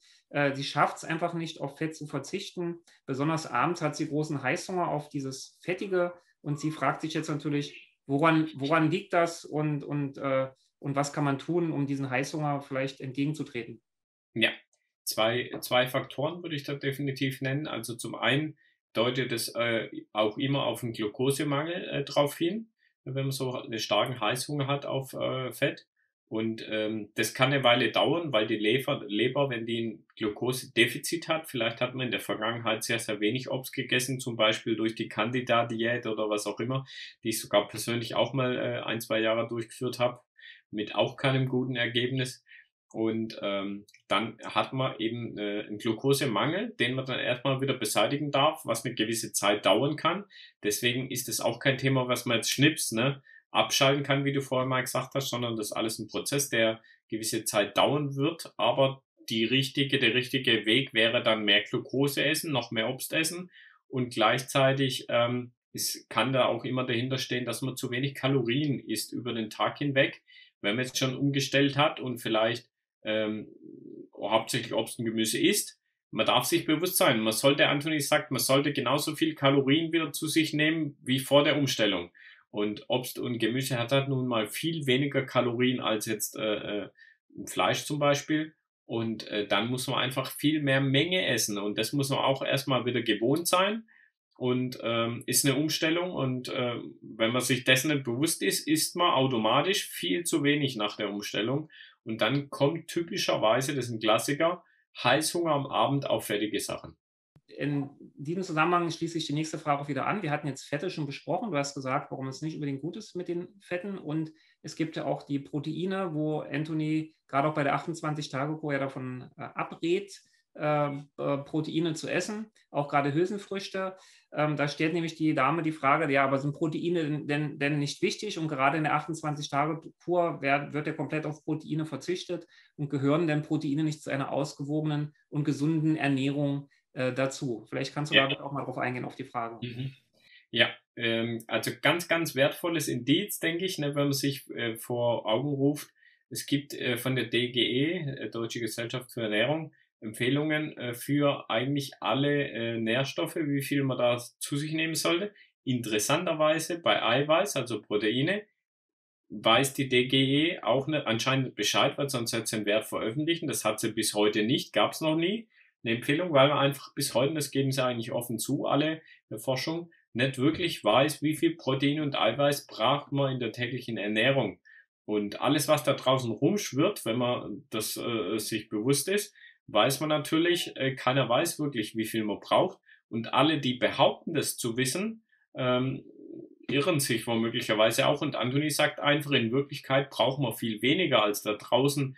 Klar, die Industrie will uns weismachen, wir brauchen jede Menge davon. Die will halt einfach ihre tierischen Produkte, Fleisch und so weiter, massenhaft Eier verkaufen. Es gibt ja auch die Behauptung, dass man ohne Proteine nicht richtig entgiften kann. Das gibt es ja auch. Okay, das habe ich jetzt noch nicht gehört. Interessanter Gedanke, weil Anthony sagte, ne, die Entgiftung steht und fällt mit der Lebergesundheit. Und der Leber geht's umso besser, je fettärmer wir uns ernähren. Und deswegen ja auch die 28-Tage-Kur so heilsam, wo komplett, wie eigentlich alle Kuren von Anthony, komplett auf Fett verzichtet, genau aus diesem Grund, um überhaupt dann Maximum an Es geht um Proteine, nicht um Fett. Ich hatte ja Proteine gefragt, ne? Also Fett hat Ja gut, aber Anthony sagt Protein gleich Fett. Also das ist auch wieder die Formel letztendlich, ne, wo dann, wenn die Leute irgendwo über Proteine reden, dann sagt er immer gleich hier Vorsicht, Protein ist gleich Fett.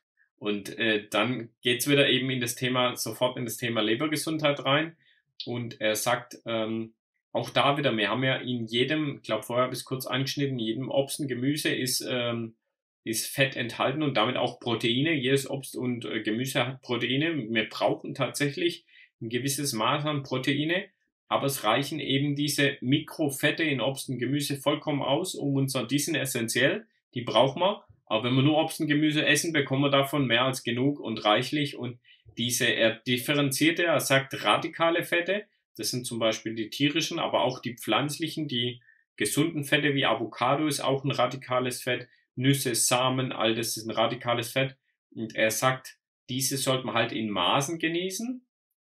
Also ich glaube, so ein Richtwert, den er mal genannt hat, ist, ich glaube, so um die 30 Gramm oder so, ist vielleicht eine ganz gute Idee. Oder halbe Avocado ist so eine Empfehlung von ihm auch am Tag. Oder das Äquivalent an Fett, und das sind, glaube ich, sogar nur, kommt auf die Avocado drauf an, 15 bis 20 Gramm. Und wenn man da drunter bleibt, dann ist man low fat, wie er sagt, also fettarm.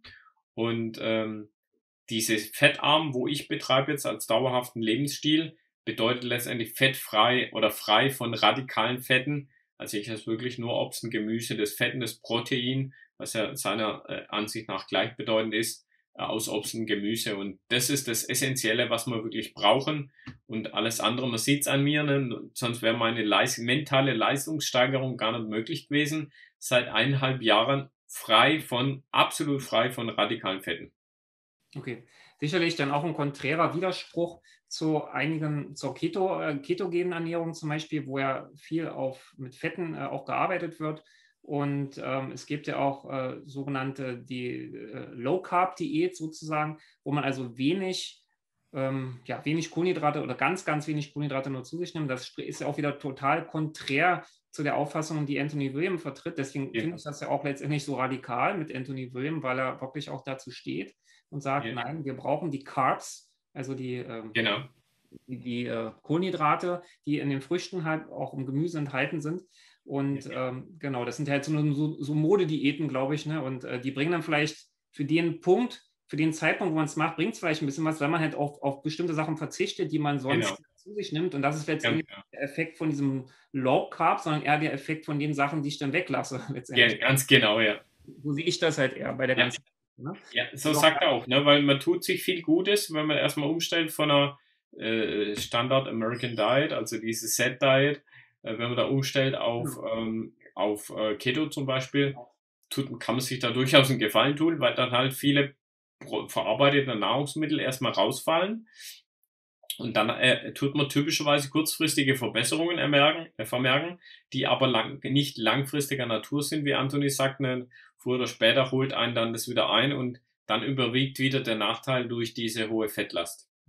Nochmal ganz kurz, es hat jetzt nicht unbedingt was mit dem Buch von Anthony, mit den Büchern von Anthony zu tun, aber so als Information, vielleicht ist es auch mal ganz interessant, weil ich hatte mich damit auch mal intensiver beschäftigt, weil auch mal wieder die Fragen auch in der Vergangenheit schon auf mich zukamen, gerade mit dem Frucht, und das ist ja alle Fruchtzucker und du bist ja fruchtzuckersüchtig oder was weiß ich, was die Leute da erzählt haben.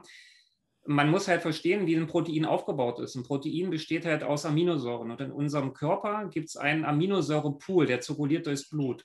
Und der nimmt sich immer wieder verschiedene Aminosäurenbausteine, die wir mit der Nahrung, es gibt ja essentielle Aminosäuren, die ja so lebenswichtig sind, die wir zuführen müssen. Und dann gibt es auch Aminosäuren, die der Körper selber produzieren kann.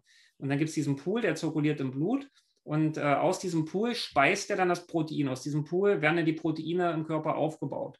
Und im Obst und im Gemüse sind ja alle Aminosäuren enthalten. Und aus diesen Aminosäuren baut sich dann der Körper das sogenannte Protein, also wo wir halt Muskulatur aufbauen und sowas alles. Und in dem Zusammenhang, es gibt ja auch viele Säugetiere, die sie komplett ich sage mal, Veganer sowieso nicht, weil die essen sicherlich auch Kleinstlebewesen. Die achten jetzt nicht darauf, wenn sie ein Elefant zum Beispiel, wenn er seine Akazien isst oder keine Ahnung, achtet da bestimmt nicht drauf, ob da jetzt eine Heuschrecke drauf sitzt oder nicht.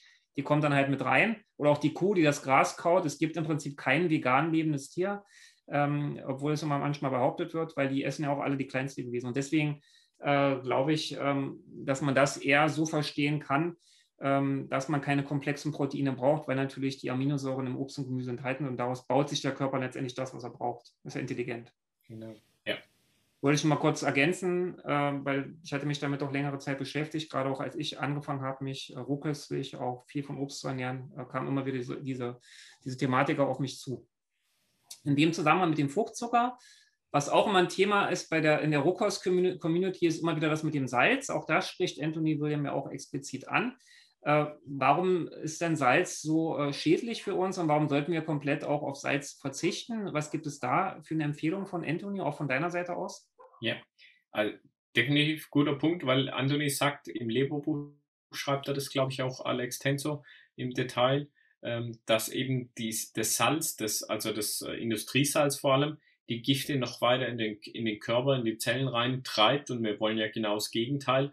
Und er sagt auch, dass eben diese kleinen Mengen, auch jetzt vielleicht Haushaltssalz, das man zu Hause verwendet, nicht so das Thema ist, sondern hauptsächlich die größte Gefahr lauert tatsächlich außer Haus, wenn man es irgendwo im Restaurant oder sonst wie Fastfood-Kette natürlich, weil da werden Unmengen Salz, weil es ein Geschmacksträger ist, Fett und Salz wird nur förmlich bombardiert, weil es süchtig macht und die wollen natürlich wiederkehrende Kunden. Und das ist das große Thema und natürlich auch diese Fertigprodukte, wo man es tiefkühl Fertigpizza vielleicht kauft oder so, ne, die sind natürlich auch voll gestopft mit Fett und Zucker, dass man möglichst als Kunde erhalten bleiben. Und das ist eben das Fatale und zu Hause, diese Mengen, die wir üblicherweise zu Hause verwenden, sind jetzt nicht so dramatisch. Klar, besser ist es dann immer noch auf Steinsalz oder Himalaya-Salz zurückzugreifen, das wäre schon mal der erste Schritt. Salzsole zum Beispiel. Mhm. Oder dass man dann zum Beispiel aus Sellerie, das Salz habe ich auch schon gehört, manche machen da draus. Oder er sagt, letztendlich, was dahinter steht, das wollte ich eigentlich sagen, ist ein Mangel an Mineralsalzen. Und in dem Moment, wo wir dem Körper wieder genügend Mineralsalze zuführen, in Form von zum Beispiel Selleriesaft oder Selleriesticks oder auch Gurken oder Gurkensaft oder alles andere an grünem Blattgemüse, was es da noch so gibt, wenn wir da genug davon essen, dann verschwindet dieser Heißhunger auf Salz, weil der indiziert lediglich, dass uns Mineralsalze fehlen. Okay, dann impliziert das ja auch schon die nächste Frage. Wenn hier stellt nämlich eine Dame die Frage, dass es ihr schwerfällt, auf Salz zu verzichten und was sie halt machen kann, um einfach Fortschritte auch da zu machen. Das hast du eben ja schon beantwortet. Genau. Also mehr Selleriesaft trinken, Gurkensaft trinken, Ja. also einfach sich mehr natürliche Salze, die halt schon in Nahrungsmittel gebunden sind, zuführt. Genau. Dann wird sicherlich auch mit der Zeit dieser Heißhunger nach Salz verschwinden, oder? Richtig, ganz genau, ja. Okay, dann haben wir das auch beantwortet. Ja. Jetzt will ich mal noch eine Frage vorlesen. Da geht es nämlich auch um Sauerkraut. Hier steht nämlich, ist es nicht besser, regional zu denken? Stellt die Dame die Frage. Du sagst, also auf dich jetzt bezogen, du sagst, dass die Haltbarmachung von Sauerkraut nur früher wichtig war. Obst wird unreif geerntet, es entstehen Abgase, unter anderem auch Schwermetalle, gerade wenn das Obst von sehr weit her nach Deutschland transportiert wird. Deswegen kommen Bananen und andere exotische Früchte wie Orange, Zitrone und Kokosnüsse Ihrer Meinung nach eigentlich nicht in Frage. Ja. Die Hälfte der Obstsorten, die Anthony William empfiehlt, kommt dann eigentlich nicht in Frage, haben wir jetzt ja schon gesagt. Sollten wir nicht lieber das essen, das, was vor Ort wächst, also regional essen? Im Winter wird es dann natürlich dünn mit der Vitaminzufuhr. Ja, genau. Hat auch die Frage letztendlich selbst beantwortet und wie Anthony sagt, das Wichtigste ist, dass wir für die Welt, jetzt nicht nur für uns, ist wirklich, dass wir uns selber heilen. Damit tun wir der Welt den größten Gefallen. Und klar, wir haben heutzutage den Luxus und Anthony sagt, wir sollen das nutzen, ne, dass wir von weltweit die Früchte herbekommen können und lieber an anderem Ende sparen. Und klar, wir haben heute diese Herausforderung, die es früher einfach nicht gab. Und dafür haben wir auf der anderen Seite auch wieder diese Chance, auf solche Quellen zurückzugreifen, die man dann eben, wo er sagt, nutzen sollen, damit wir eine gute Antwort haben auf diese Herausforderung unserer Zeit und das vernünftig eben angehen können, das Thema, und dann lieber an anderer Stelle das wieder einsparen. Genau, mit dem Sauerkreuz hatten wir auch schon jetzt oft genug erwähnt, auch mit den fermentierten Nahrungsmitteln. Genau. Anthony William nennt es niedrige Organismen oder wie genau nennt er das jetzt? Also, Bakterien des Verfalls und des Todes, sagt er sogar ganz drastisch. Und klar, das war damals ein Überlebensnahrungsmittel, weil es einfach die einzigste, gab es keinen Kühlschrank, ne? Das war die einzigste Möglichkeit, und dann halt so mit Salz und Pökeln und Fermentieren die Sachen haltbar zu machen. Insofern hatte das damals durchaus seine Berechtigung, aber heutzutage, jetzt seit wir einen Kühlschrank haben, müssen wir auf diese Methoden Gott sei Dank immer zurückgreifen, und dann nehmen wir natürlich das Optimale, und das sind dann halt die frischen Früchte, Obst und Gemüse, und fahren damit natürlich wesentlich besser als mit reiner Überlebensnahrung, und nehmen lieber Heilnahrung zu uns. Mal ganz kurz dazu, weil wir jetzt gerade diese Bakterien des Verfalls auch angesprochen haben. Es gibt ja auch die sehr guten Bakterien, das wollte ich jetzt bloß noch kurz ansprechen, weil ich das auch mal sehr interessant finde und auch diesen Punkt sehr interessant fand, wo Anthony William ja auch direkt beschreibt, dass man Sachen, wo man sich sicher ist, dass es Bio ist oder dass man es vielleicht aus dem eigenen Garten hat, auch gerade auf Grünpflanzen, wenn man halt viel Wildkräuter auch und sowas isst, dass man, wenn es geht, diese nicht wäscht, sondern weil sich auf den Blättern, auf der Oberfläche der Lebensmittel halt auch wichtige Mikroorganismen befinden, die auch gut sind für die Darmflora und für die Verdauung. Und deswegen empfiehlt er halt, möglichst es nicht zu waschen. Ja? Ja. Wie kannst du da auch noch mal ganz kurz nur deine Meinung zu kundtun? Genau, es sagt letztendlich, ne, da ist ein feiner Schicht außen drauf auf jedem Obst und Gemüse, und wir können durchaus den Apfel zum Beispiel abspülen unter fließend Wasser, aber halt nicht schrubben, weil dann wären diese Mikroorganismen weg. Und klar, es soll dann natürlich auch saubere Quelle sein, vielleicht sogar von heimischer Quelle und biologisch auf jeden Fall. Dann muss man das jetzt auch nicht so drastisch schrubben, sage ich mal. Und dann tut man sich da, wie du gesagt hast, einen riesen Gefallen damit, weil man dann natürliche Probiotika zu sich nimmt. Und das ist natürlich wieder vorzuziehen, diesen künstlichen Probiotika. Es sei denn, man hat natürlich so einen drastischen Mangel, dass man auf da dann große Mengen angewiesen ist und dann vielleicht ein Supplement doch sinnvoll ist. Aber das ist in den meisten Fällen in diesem Fall nicht erforderlich. Das kann man wirklich in den meisten Fällen über solche natürliche Quellen zu sich führen. Okay, wir wollen jetzt auch langsam zum Ende kommen. Ich habe noch so 3 Fragen. Eine möchte ich nochmal komplett vorlesen.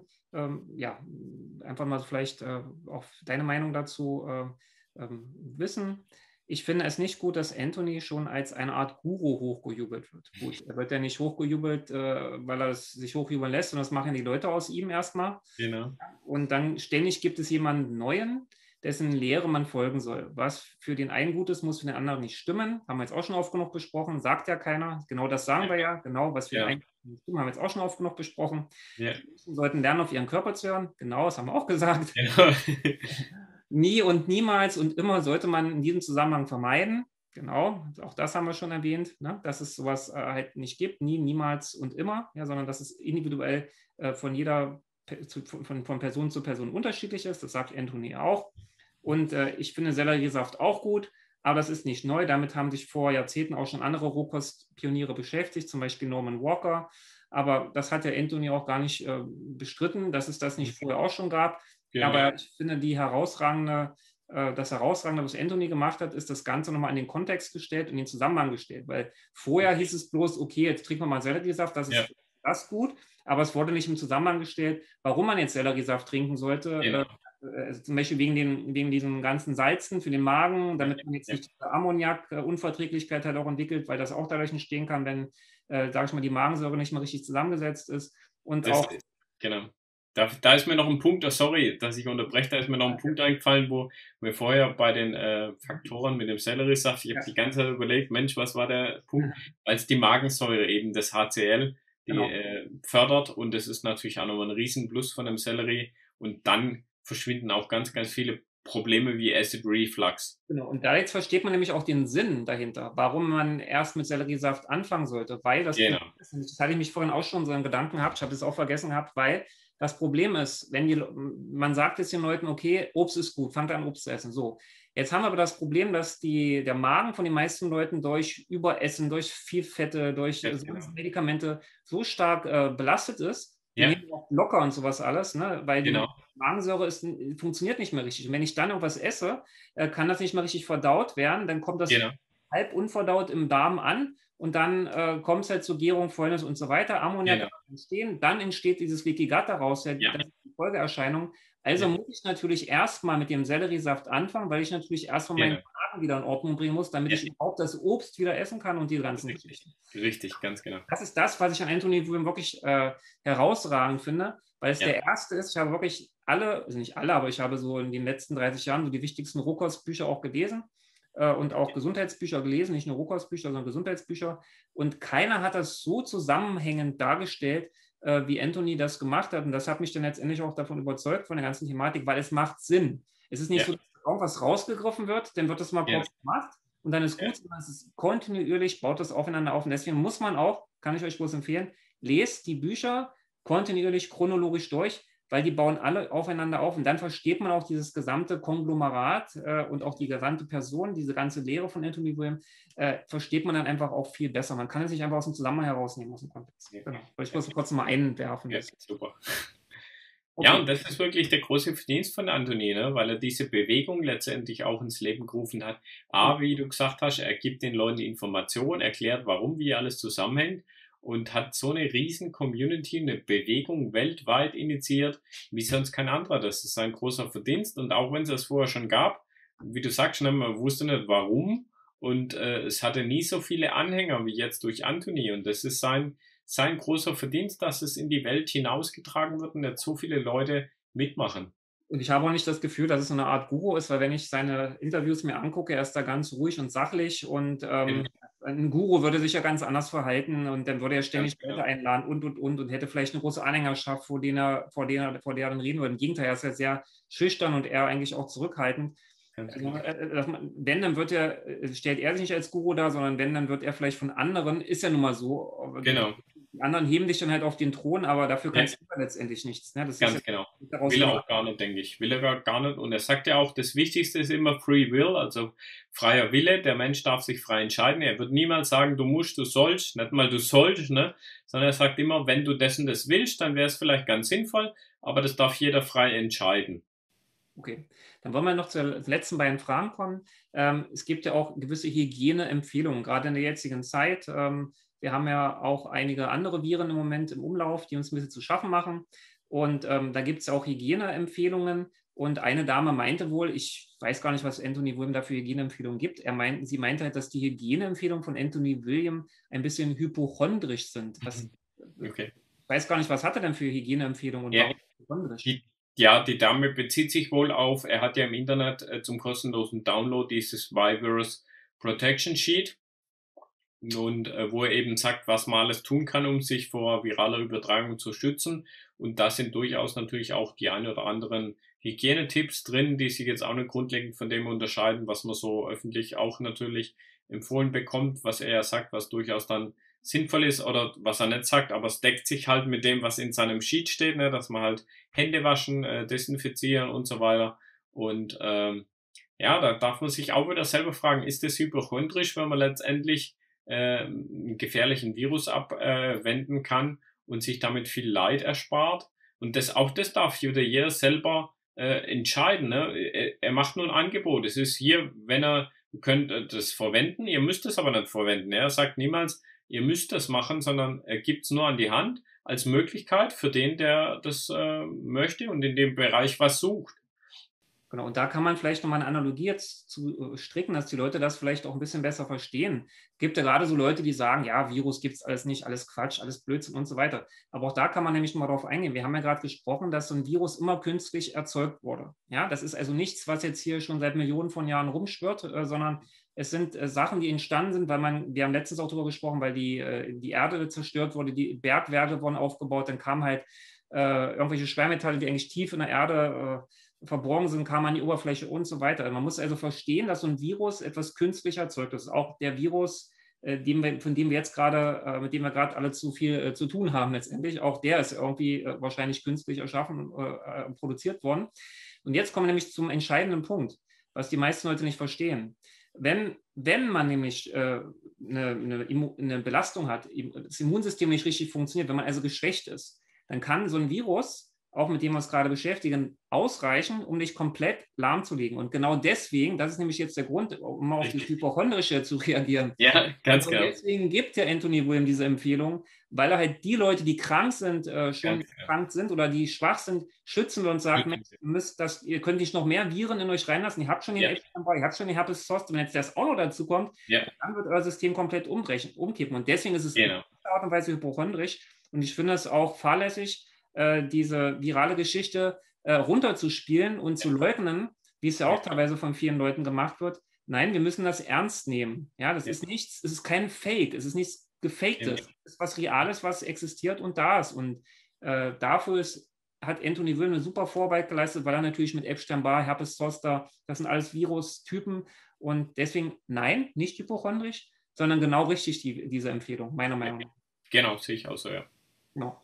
Gut, fand ich jetzt wichtig, dass wir es nochmal klarstellen, ja, weil es ja oft auch in vielen Foren, Medien, es gibt ja auch so sogenannte andere Theorien, die dann sagen, es gibt es alles gar nicht, alles Quatsch und keine Ahnung, also sehe ich nicht so. Nee, definitiv nicht. Genau, jetzt kommen wir zur letzten Frage, die wir auch im Interview hatten, als wir das Interview mit dir gemacht haben zum Internationalen Gesundheitskongress, wo du etwas über eine gewisse Monisa gesprochen hast. Jetzt wer ist denn Monisa? Wie ist der komplette Name? Macht sie Online-Schulungen und kann man an den Online-Schulungen teilnehmen? Das war die Frage einer Zuschauerin. Genau, das ist eine der, Anthony hat Practitioner ja von Anfang an empfohlen, wo er gemerkt hat, er kann nicht mehr so viel Einzelcoaching machen und hat dann immer auch schon an die anderen Practitioner verwiesen und da war Monisa Ahmed, heißt sie mit Nachname, eine der allerersten. Sie war auch bei ihm viele, viele Jahre im persönlichen Coaching, jeden Monat, ich glaube 6 oder 7 Jahre lang, hat deswegen natürlich Erfahrung wie wahrscheinlich kaum jemand anders. Und es gibt eine Seite, die nennt sich www.healing Ambassadors, also die Healing Heilungsbotschafter sozusagen.com. Und da hat er eben so eine Handvoll Practitioners erwähnt, für die er sozusagen seine Hand ins Feuer legt. Da gehören Leute dazu, mit denen er auch Interviews schon gemacht hat. Da sind die auch schon ein bisschen vorgestellt worden. Und bei der Monisa ist es auf ihrer Homepage drauf, auch die Empfehlung direkt von Anthony, in Anführungszeichen, dass er sie wirklich als eine Top-Practitionerin empfiehlt und da sie auch empfehlen kann an Leute, die da auf der Suche nach Hilfe sind, auch in verschiedenen Bereichen, eben auch emotionaler Natur, also auch wieder ganzheitliches Coaching, wie du angesprochen hast, das ist, sie bietet inzwischen wahrscheinlich weltweit die größten Schulungsprogramme an und das auch schon seit längerer Zeit hat Erfahrung wie wahrscheinlich kaum jemand in dem Bereich und kann wirklich auch wärmsten Herzens diese Schulungskurse ans Herz legen. Wie übrigens natürlich auch unsere Schulungskurse von der lieben Annika von Frei hoch 3. Ja. Auf Deutsch natürlich dann da den Vorteil und auf internationaler Ebene, gerade jetzt auch für die internationalen es gibt ja auch viele, die jetzt international unterwegs sind und auch von den Zeitzonen dann vielleicht harmonischer liegen. Für die ist natürlich da nochmal eine Möglichkeit, da in die Schulungsprogramme reinzuhüpfen und dann noch tiefer einzusteigen. Also es geht wesentlich tiefer noch als über die Bücher hinaus, schön zusammengefasst, aggregiert das Wissen und die Webseite natürlich jetzt zum Schluss, wie man es schreibt, ne? Also M-U-N und dann ein E-Z-A. Entschuldigung, Doppel-E. Wir schreiben es einfach unter die Genau, ich schreibe sowieso unten runter, insofern alles gut. Ja. Monisa Ahmed, also Nachname noch dahinter, .com. Und da findet man sie und man sieht auch dann immer die Programme, die gerade laufen und was sie sonst so anbietet. Man kann auch Einzelcoaching natürlich bei ihr machen. Und genau, da auch nochmal eine super Anlaufstelle für die Leute, um zusätzlichen Support zu bekommen. Ja, aber wir haben jetzt schon eine super Anlaufstelle hier. Also Bernd ist ja eine super Anlaufstelle. Deswegen wendet euch bitte erstmal lieber an Bernd. Auch wenn jetzt nach dem Kongress hat Bernd natürlich nochmal richtig viel zu tun gehabt, weil richtig viele Anfragen auch an Bernd zukamen. Aber nichtsdestotrotz, er ist nach wie vor motiviert, möchte gerne auch das Wissen, was er selber sich angeeignet hat, auch im Zusammenhang mit Anthony William mit Leuten, die auch erkrankt sind, teilen, weil er halt merkt, wie wichtig das ist, wie man noch wieder zurückkommt, auch in seine Mitte, wenn man wieder merkt, es geht einem besser, man hat wieder mehr Energie, man hat mehr Elan, man hat wieder Lebensmut, man plant wieder, Also es ist ja doch ein ganz anderer Zustand als der Zustand, in dem du dich vielleicht vor 2 oder 2,5 Jahren noch befunden hast. Deswegen kann ich euch nur empfehlen, kontaktiert Bernd, wenn ihr Fragen habt. Auch da unterhalb des Videos machen wir nochmal komplett die Beschreibung drunter zu den ganzen wichtigen Links und Informationen, die Bernd betreffen. Wir werden euch auch nochmal einige Informationen, die zum Thema Anthony William wichtig sind, unterhalb des Videos packen. Das wird Bernd mir dann alles noch geben. Das packe ich dann alles unterhalb des Videos. Und ja, wer das Interview vielleicht nicht vollständig sehen konnte, den kann ich das nochmal ans Herz legen. Da haben wir wirklich auch die ganze Thematik Anthony William gut zusammengefasst. Könnt auch gerne das Kongresspaket noch kaufen. Da gibt es noch zahlreiche andere Experten neben Bernd. Also wir haben da 80 plus Experten, die zur Gesundheit, Ernährung und Spiritualität sehr interessante Vorträge und auch Interviews führen. Und ja, hast du noch irgendwas jetzt zu ergänzen? Möchtest du noch irgendwelche Schlussworte an die Community, an die Zuschauer und Zuschauerinnen richten? Ja, ich wollte vielleicht noch kurz ergänzen, das ist wirklich zu einer Lebensmission geworden. Also das A war es natürlich für mich die Erfüllung, wo ich das Buch in den Händen hielt und fand, aber ich habe mir schon immer was gewünscht. Ich war ja vorher schon auch Gesundheitscoach und habe mir auch da schon immer Hilfe für andere gewünscht. Also, ne, dass man genau weiß, der hat das und das Thema, das und das ist zu tun. Und das hat man praktisch dann on top noch mit Anthony an die Hand bekommen, genauso wie ich es mir immer visualisiert habe über, ich glaube, 7 Jahre. Genauso hat sich dann manifestiert in diesem Buch. Und es ist wirklich meine Lebensmission und ich lebe für dieses ganze Thema, die Medical Medium World und Community, und es erfüllt mich unheimlich. Es ist wirklich, kann mir nichts Besseres vorstellen, und letztendlich auf das, was ich so lange Zeit in meinem Leben vermisst habe, diese Lebensmission und den Sinn, und deswegen, es hat mir noch viel mehr gegeben, jetzt schon, und das natürlich von Anfang an, diese Mission und Vision, was ich so viele Jahre vermisst habe. Und das ist, denke ich, nicht mit Gold aufzuwiegen, ja. Und deswegen, ich bin in so vielerlei Hinsicht so dankbar dem lieben Anthony. Ist wirklich ein wahrer Segen für die ganze Menschheit. Ja, vielen Dank. Deine Informationen sind natürlich auch ein wahrer Segen für unsere Community, für viele Leute, die uns zuschauen, die vielleicht gerade nach diesem Strohhalm suchen, auch wie du lange auf der Suche waren und da jetzt vielleicht auch endlich das Gefühl haben, angekommen zu sein. Und deswegen möchte ich mich nochmal bedanken für wirklich dieses ausführliche Interview, auch für die weiteren Projekte, die wir gemeinsam auf die Beine stellen wollen. Wie gesagt, abonniert unseren Kanal, bleibt dran. Wir arbeiten jetzt eng zusammen mit Bernd. Wir werden alle Bücher richtig nochmal besprechen. Wir werden die Reinigungsprogramme alle vorstellen und wir werden auch ab und zu mal vielleicht ein Q&A machen, wenn immer wieder Fragen auftauchen, auch unterhalb des Videos, dass wir da auch gezielt und qualitativ hochwertig antworten können. Ja, am Donnerstag kommt noch ein Video raus zur medialen Medizin. Das wäre also das erste Buch, was wir gemeinsam mit Bernd besprochen haben. Also wen was interessiert, kann ich euch ans Herz legen. Abonniert unseren Kanal oder aktiviert die Glocke. Dann erhaltet ihr die Informationen, die auch wichtig sind für euch. Gut, ich bedanke mich recht herzlich bei dir, Bernd. Ich danke dir. Erstmal jetzt einen guten Appetit. Lass dir schmecken, dein Abendbrot. Danke ebenso. Wir sehen uns dann sicherlich nächste Woche zum nächsten Interview. Vielen Dank erstmal, alles Liebe und herzliche Grüße.